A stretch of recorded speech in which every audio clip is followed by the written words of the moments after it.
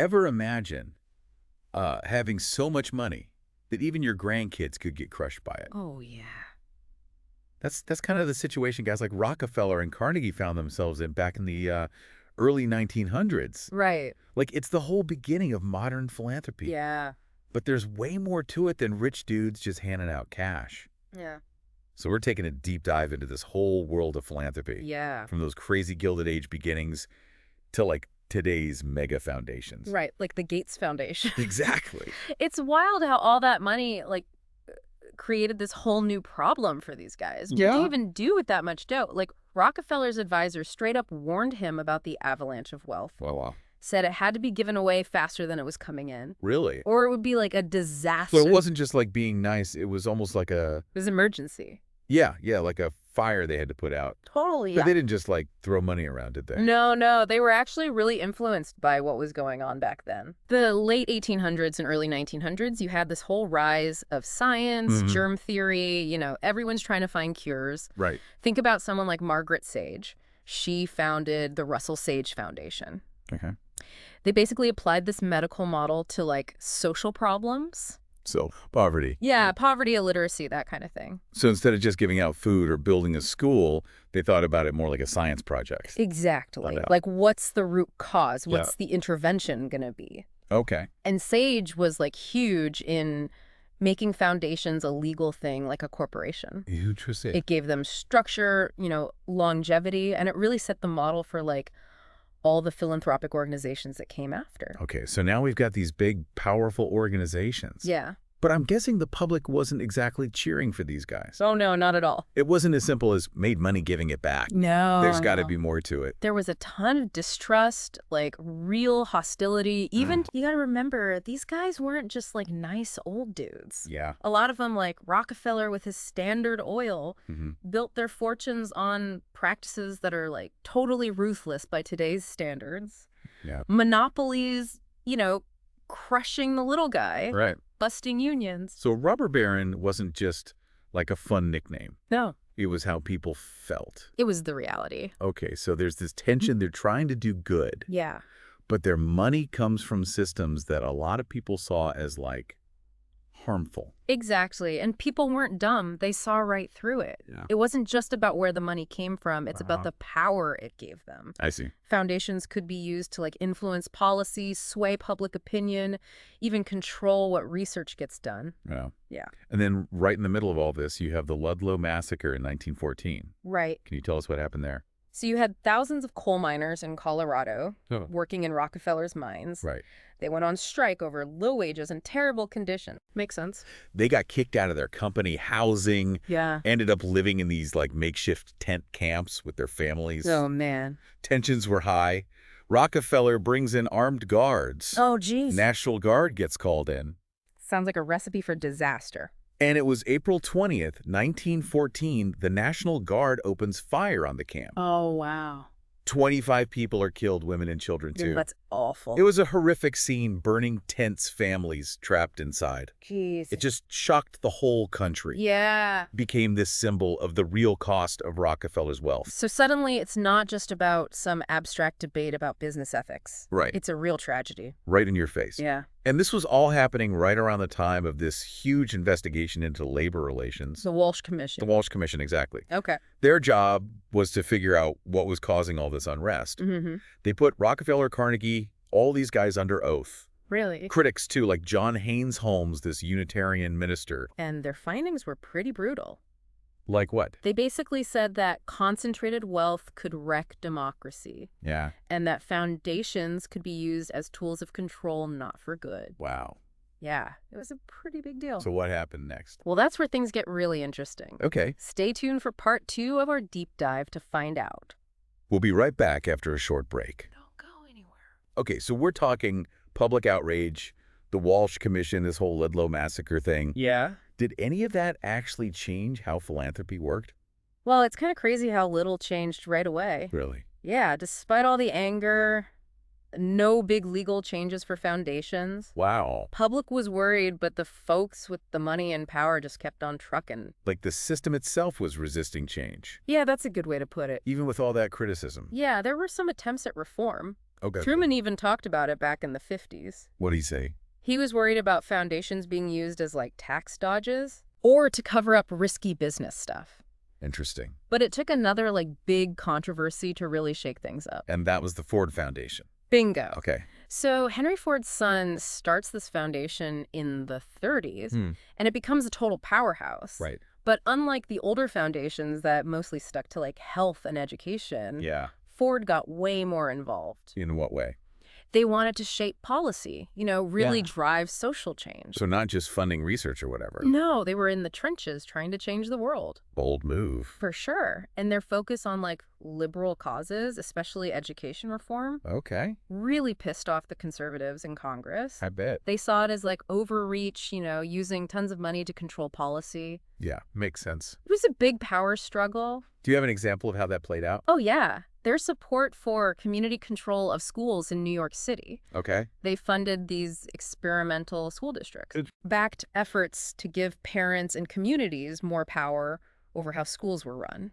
So a total shift from how things were done before. Yeah, it was radical, and Right. people freaked out, I can imagine. trying to empower marginalized communities. Yeah. But also, like, messing with the whole power structure. Yeah, that's bound to ruffle some feathers. Oh, yeah. And it all came to a head in the 1969 congressional hearings. Oh, wow. They put the Ford Foundation on trial, basically. What happened? Accusations of playing politics, overstepping their bounds. Sounds intense.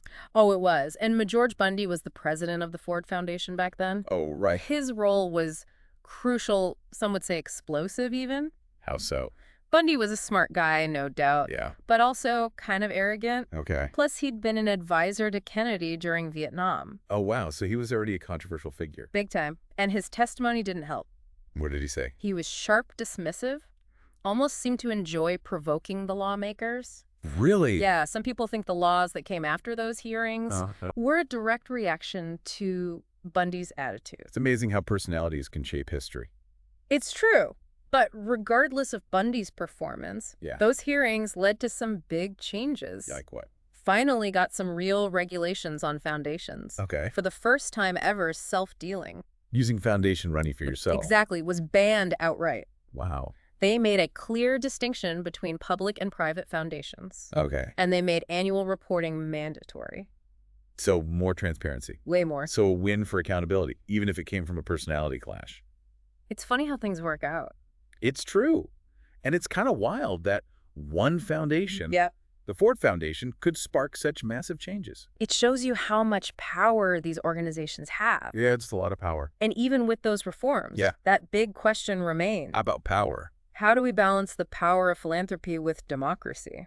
Yeah, that's a tough one. And it doesn't go away, Right. We see it pop up again with the tech boom. Guys like Bill Gates, it's like history repeating itself. A new Gilded Age. Exactly. But this time with tech. Yeah, these guys are making fortunes just like the old robber barons. And Bill Gates is a prime example. Textbook case.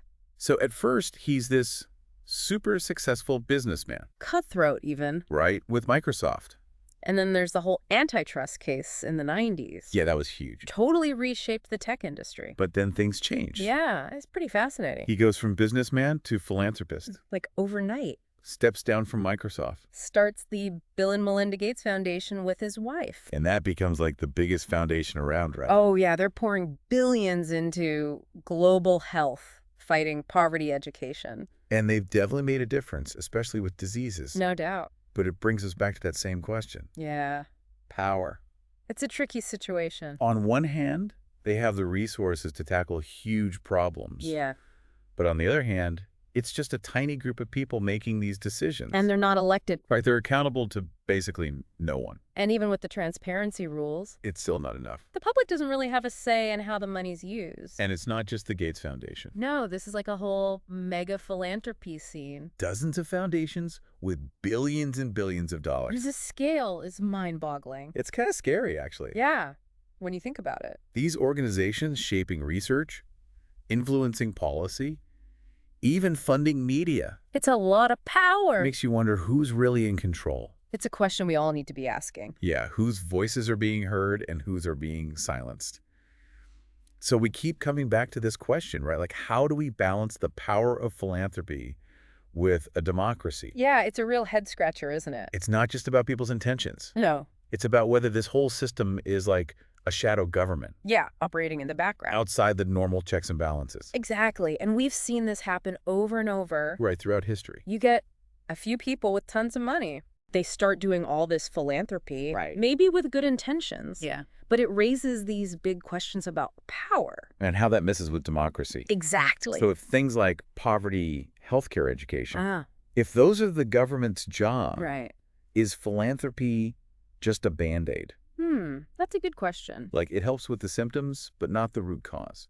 Yeah, some people say that's exactly what's happening. Yeah. That philanthropy is a way for the super rich to get what they want To control things. without going through the normal democratic process. They're playing by a different set of rules. Yeah, accountable to no one. And even with all the transparency stuff, Right. the public still doesn't have much say Not really. in where the money goes. Nope. And again, it's not just one foundation. No, this is a whole ecosystem. So many foundations with billions. It's hard to wrap your head around the scale of it. It's kind of overwhelming. Yeah, and they're shaping research, influencing policy, even funding media outlets. So who's really calling the shots? That's the million-dollar question. Whose voices are we hearing?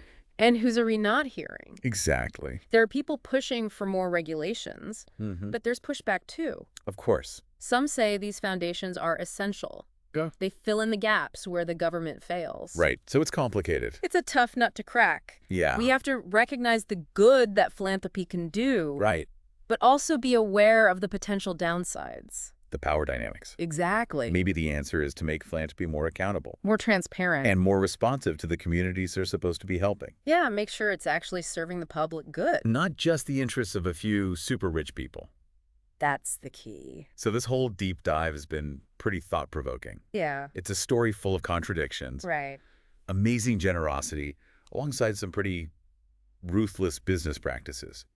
This desire to do good, but mixed up with all these power struggles. It's messy. Yeah. And the story isn't over yet. No, it's still being written. The choices we make today Yeah. about how we regulate philanthropy, How we engage with it. how we critique it. It's all going to shape how it impacts society for years to come. Absolutely. What are your big takeaways from today? Anything surprise you? Or make you rethink how philanthropy works? It's a lot to consider. As you're going about your day, think about this. Okay. If you could start a foundation, what cause would you choose? And how would you make sure your good intentions actually led to positive change?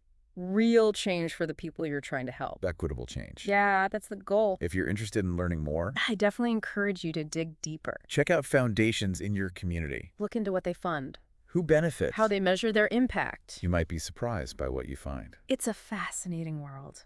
And that brings us to the end of our deep dive into philanthropy. Thanks for joining us. Until next time, keep those brain cells firing. And keep asking those tough questions.